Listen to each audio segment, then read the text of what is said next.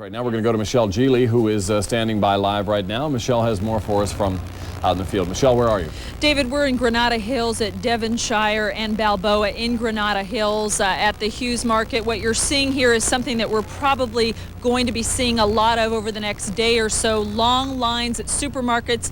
The people here are not shopping for groceries, though. They are getting only water and batteries. That's because that's the only thing that this market will provide.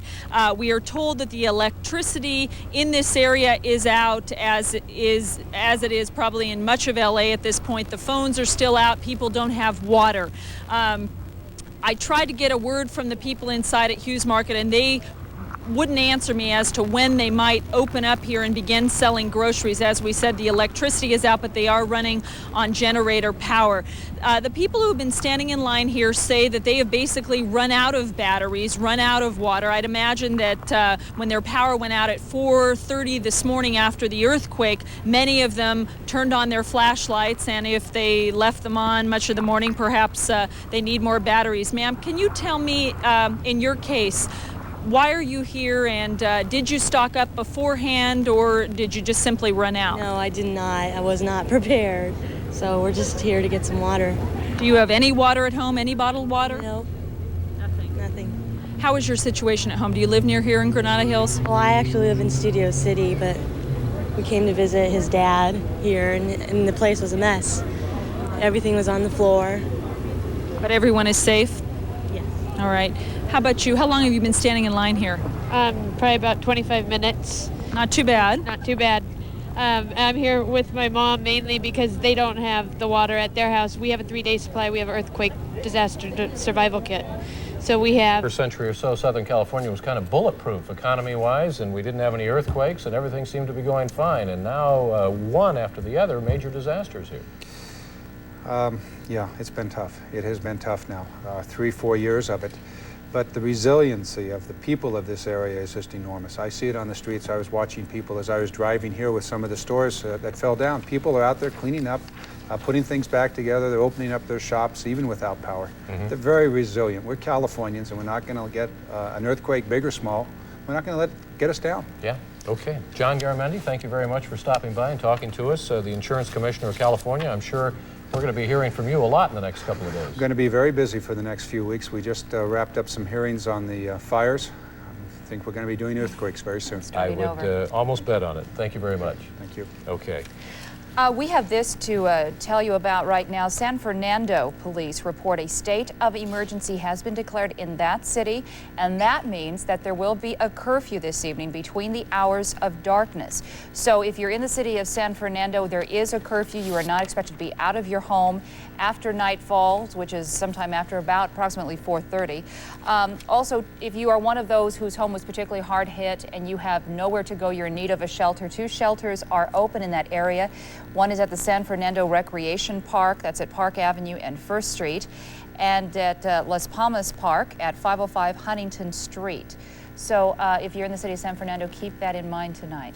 Okay, and we better bring you up to date, really, on kind of the big picture of what all this is. Sometimes that gets lost in the details of a disaster this large, but so far, 24 people have been killed in this earthquake that measured 6.6 on the Richter scale and hit at 4:31 this morning, woke everybody up. 19 of those were quake-related. The other 5 were heart attacks that they can directly link to the earthquake because they occurred right about the time. The last aftershock about an hour ago, and we all felt it, it was a big bump, and that was a 5 on the Richter scale. At almost any other time, a 5 would be considered a very strong earthquake for Southern California, and we would probably be on the air right away to cover that. That was the aftershock. We've had 4 aftershocks that were right around in that 5 scale amongst probably 4 or 5 dozen aftershocks since the earthquake hit. Now, we heard the report just a moment ago about the city of San Fernando declaring a state of emergency there and a curfew tonight. There have been reports of looting throughout the area. We believe 10 people at last count had been arrested in LA. County. There had also been some looting in the Valley area, although no arrests had taken place there. But keep this in mind, we now have reports that 1,500 National Guardsmen will be deployed, 600 from here locally, and 900 are being flown in now to add security to the shopping centers, to the homes, to try to dissuade anyone who would consider looting at this great loss to others. Also, there's a number of freeway closures. If you're at home today trying to figure out what you're going to do tomorrow, that cannot be answered yet, but in terms of the freeways, we do know this. 405 and the 5 at Rinaldi are closed right now. The 118 at Balboa. The 405 to 118 eastbound is also closed. I-5 north and south at the 14, which is, of course, the Antelope Valley Freeway. The Santa Monica Freeway, the 10 at La Cienega and Fairfax is closed. And Pacific Coast Highway at Temescal Canyon Road. There are rock slides there. There are expected to be more today on that location. That's a very dangerous area, so stay off of the Pacific Coast Highway. Of course, it is closed, so you wouldn't get access to it, but don't anticipate using any of these routes in the very close future. You've seen our damage of the freeways. It is not anything that's going to be fixed in a day or two. We are all in for bad commutes for a very long time, and I remember at the Loma Prieta earthquakes up in the San Francisco area, it took at least a year, if not more, before these freeways were all rebuilt and before normal routes were restored. So, we also be have patient. some hospitals that are closed down. We might mention those for you real quickly. The VA hospital, it doesn't say which one, unfortunately. The VA hospital, I would assume out in the San Fernando Valley, they're in Northridge. Holy Cross Hospital closed, and Centinela Medical Center in the Fox Hills area is also closed because of possible structural damage. Now, Captain Ron has been doing yeoman service for us all day long in Newscopter 7. He is over that apartment complex, Northridge Meadow Apartments, where 14 of the people that have died in this earthquake were found on that first floor, crushed by the 2 floors above it. Ron, what can you tell us at this hour? I'll tell you what, we're just seeing a massive rescue effort out here. This is actually on Reseda, just north of Nordal. And one thing that is different that we have seen is an awful lot of people have gathered out here, possibly just part of them are probably evacuees wondering at what is happening to their house. Some of them may be just local people as they want to go over and just see what's happening. But there's a lot of people out here. We see a lot of fire equipment also as they work on this tremendous effort to try to get these people out of the first floor. We also see quite a few LAPD cars at this location as they're in there assisting in this huge complex, and there's many, many units in this complex, as they go around and see what they can do to try to find any survivors out here.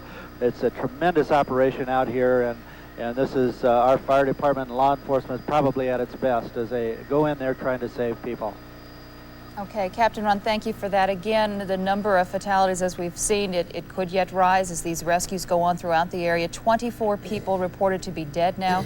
14 fatalities in the 9500 block of Reseda alone. That one apartment complex where it was a 3-story simply collapsed and went down, and trapping those on the first story. From the outside, the apartment looked as if nothing had happened to it. But up close, you can see indeed the tragedy that lay beneath. Joe McMahon has been there where these rescue